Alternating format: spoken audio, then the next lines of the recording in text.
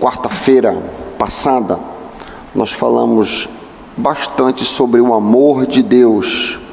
Vocês lembram? Falamos sobre o amor que não desiste, o amor persistente, um amor maravilhoso do nosso Pai. E hoje eu queria continuar nesta mesma trilha, falando contigo sobre um Deus amoroso. Nós acabamos de cantar: Tu és soberano sobre a terra, sobre os céus, Tu és Senhor. Imagina a vastidão do universo, os buracos negros, a imensidão disso tudo. Deus reina sobre essas coisas todas. É difícil, pelo menos para mim, deve ser para você também, conceber um Deus tão grandioso, tão gigantesco, que se importa, a gente cantou aí, que se importa comigo também. Eu que sou uma fagulha, eu que sou uma ameba microscópica nesse universo, Deus se importa e me ama. E quem é esse Deus? Quando você para pensar nesse Deus enorme, grandioso, maravilhoso, que nem uma andorinha cai no chão sem que Ele saiba. Quem é Ele? Como que a gente pode saber a respeito do seu caráter? Como que a gente pode entender um pouco desse Deus? Você quer saber, conhecer quem fez o cosmos? Olha para o rosto barbado do Nazareno. Olha para o rosto de Jesus. Foi exatamente isso que Cristo disse para Felipe. Foi exatamente isso que Jesus disse para Felipe em João 14, 7 a 11. Olha que texto, às vezes a gente passa por cima sem se dar conta desta verdade. João 14, a partir do versículo 7. Se vocês realmente me conhecessem, disse Jesus, conheceriam também a meu Pai. Já agora vocês o conhecem e o têm visto. Disse Filipe: Senhor, mostra-nos o Pai, e isso nos basta. Jesus respondeu: Você não me conhece, Filipe? Mesmo depois de eu ter estado com vocês durante tanto tempo? E está aqui o que me interessa.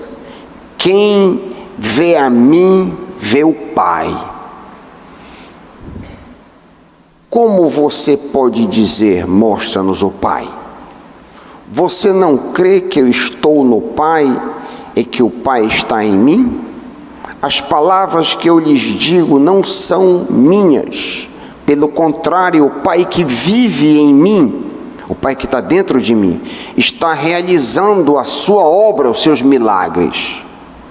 Creiam em mim quando digo que eu estou no Pai e o Pai está dentro de mim.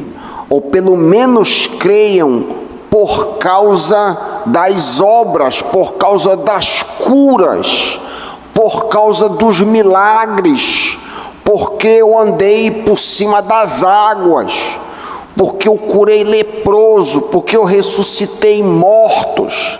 Se vocês não creem no que eu estou dizendo, olha o que eu estou fazendo. Eu e o Pai somos um. Ele está dizendo que olhar, Jesus estava dizendo que quando Filipe e os outros estavam olhando para o rosto barbado dele, eles estavam olhando para esse Deus tremendo, soberano, que a gente cantou agorinha, que sabe de tudo e que é maravilhoso, é indescritível. Ele está dizendo que olhar para Ele é igual olhar para o Criador. As palavras, as ações, as atitudes de Cristo são exatamente iguais às palavras, ações e atitudes do Pai. Os desdobramentos deste pensamento são gigantescos. O caráter do Pai é igual ao caráter de Jesus. O agir do Pai é o mesmo agir de Jesus. Cabe então a pergunta, mas como é que o Pai age? Lemos a resposta em 2 Coríntios 5,19. 2 Coríntios 5,19. Deus estava em Cristo, reconciliando consigo o mundo, e não lhes imputando os seus pecados, e pôs em nós a palavra da reconciliação. Duas coisas lemos no texto: a reiteração, a repetição das palavras de Jesus a Filipe. Deus estava em Cristo, ou seja, a unidade do Pai e do Filho. E segundo, o caráter reconciliador do Pai, revelado no Filho.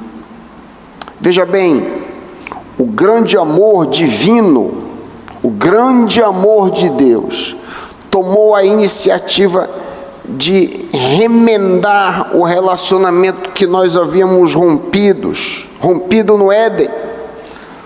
Quando os nossos pais desobedeceram, nós fomos afastados de Deus. E nós nascemos rebeldes, distantes, indiferentes, mas Ele nos reconciliou pelo seu grande amor. Porque quando éramos inimigos, diz a palavra do Senhor, fomos reconciliados com Deus pela morte do seu Filho. Muito mais, estando já reconciliados, seremos salvos pela sua vida. E qual é a repercussão? E daí? Diante das mais diversas situações, as reações de Jesus nos revelam um Deus compassivo, amigo do pecador arrependido. Quais são as reações desse Deus misericordioso? Olha para as reações de Jesus. Como é que Jesus reage diante de traidor, de publicano? Como é que Jesus reage diante de ladrão? Como é que Jesus reage diante do filho rebelde? Como é que Jesus reage diante de prostituta? E etc. Se nós examinarmos a reação de Jesus, essa é a reação do Pai. Faz sentido a ligação? Se eu quero saber como que o Pai reage, é a maneira como Jesus reage. Como que o Pai, como que Deus Todo-Poderoso reage diante do publicano? Como que eu e você reagimos diante de traidores? Sabe que os publicanos eram os traidores da nação, né? Que se venderam para Roma para arrancar dinheiro dos seus irmãos judeus. Não há em nós uma forte tendência à indignação? Você já foi traído? Você já foi traída por um amigo, por um colega, por um familiar? Não há em nós uma grande tendência à indignação? Olha só como Deus reage diante do publicano arrependido. Lucas 18. Eu lhes digo que este homem, o publicano, e não o outro, o fariseu, foi para casa justificado, perdoado diante de Deus. Pois quem se exalta será humilhado, e quem se humilha será exaltado. Perdoador diante do traidor. Deus, através de Jesus, chama o publicano, traidor, Levi, para estar entre os escolhidos. Que Deus amoroso!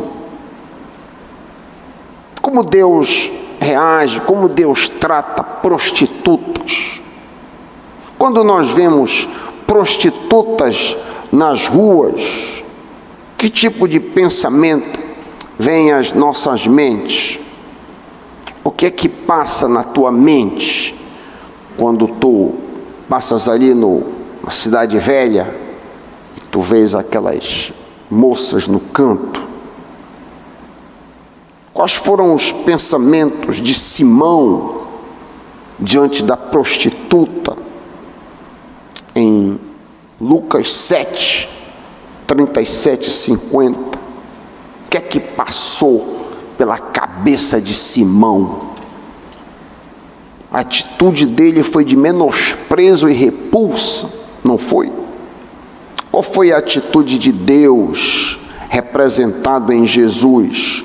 Lucas 7, 47, o suprassumo.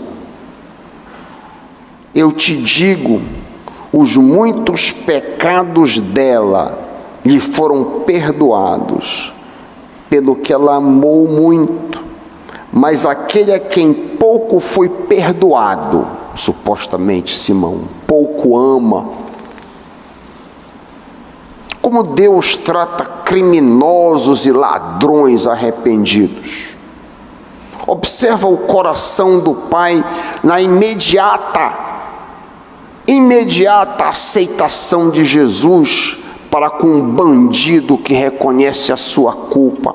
Hoje estarás comigo no paraíso. Lucas 23, 43. Hoje, agora, estarás comigo no paraíso. Por sinal, eu aprendo uma lição tremenda com esse bandido aqui, que estava, um dos caras que estavam sendo crucificados ao lado de Jesus, é que nada atrai mais o coração amoroso do Pai do que um homem arrependido. Aquele ladrão, aquele bandido, já que só era escória, quem era crucificado era escória, nenhum romano podia ser crucificado. Crucificado eram gentis da ralé que haviam assassinado pai, mãe, com uma folha extensa. Então aquele camarada ali devia ter pintado e bordado, feito todo tipo de crime. Mas aquele cara que estava ali na cruz, ele não disse, não, o culpado foi a minha família, foi que eu não tive pai, eu não tive escola, eu fui maltratado. Não, eu sou culpado, estou recebendo o que os meus crimes merecem. Nada atrai mais o coração amoroso do Pai do que esse tipo de disposição.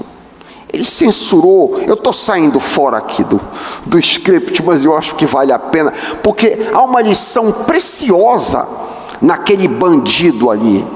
Eram dois. Inicialmente, se você ler cuidadosamente os sinóticos e você comparar um com o outro, os dois estavam rebeldes, mas um cai em si e repreende até o outro e disse, nós estamos aqui, nós estamos recebendo o que a gente mereceu mesmo.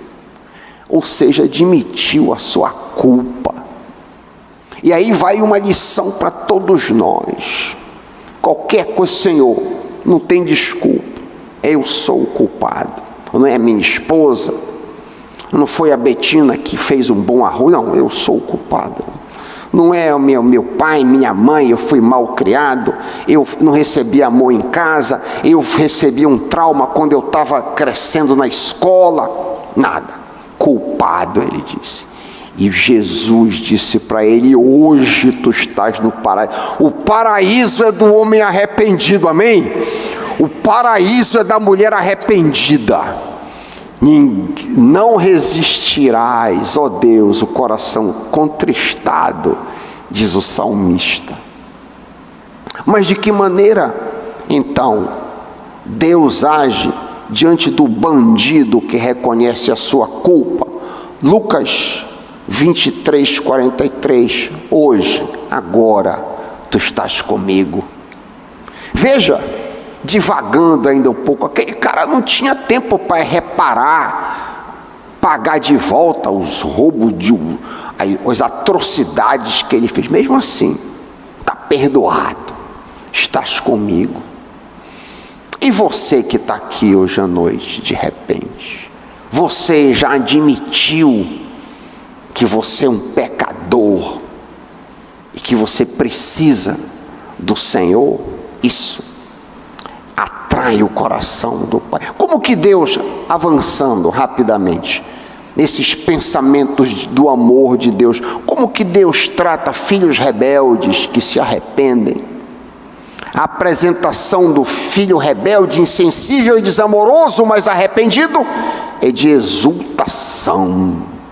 Sim, lemos em Lucas 15:10, que existe alegria na presença dos anjos de Deus quando o pecador se arrepende.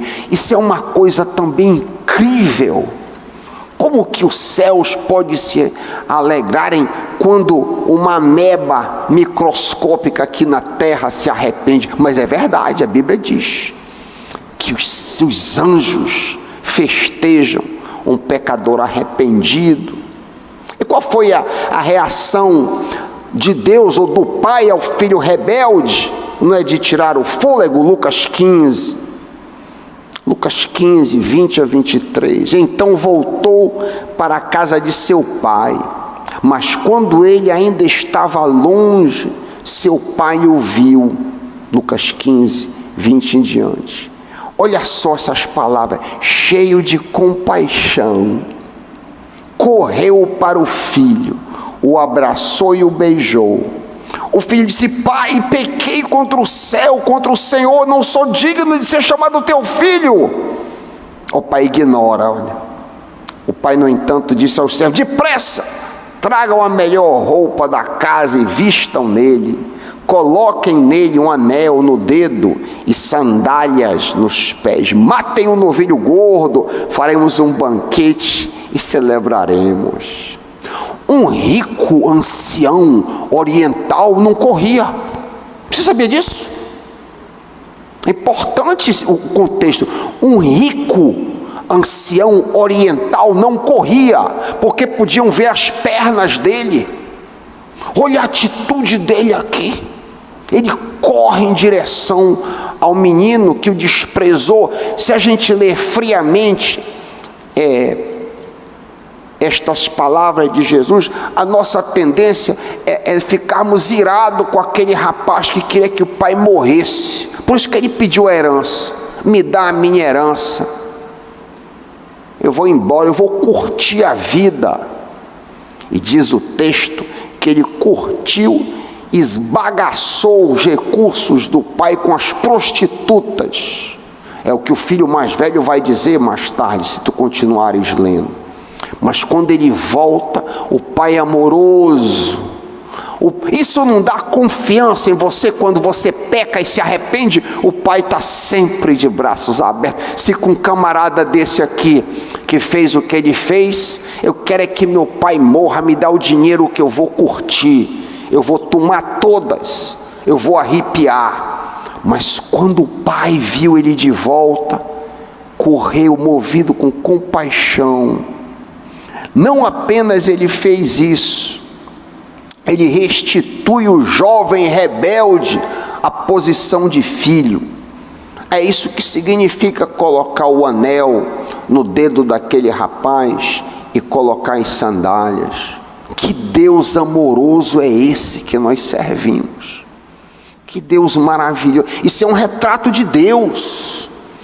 Deus que está esperando que eu me arrependa para me abraçar e corre na minha direção. Considere essas palavras hoje à noite: o grande amor de Deus. Que coração amoroso, que Deus bom, como nós cantamos 2 cânticos aqui, que Deus era bom. É verdade, Deus é bom. Quando nós entendemos que Deus não é um estraga-prazer, que ao contrário, Ele é perdoador, Ele é amoroso, isso produz em nós um sentimento de segurança, de acolhimento. Nós não precisamos correr quando fracassamos, quando tropeçamos. Não precisamos nos esconder do Pai. Ele nos acolhe, basta que a gente se arrependa.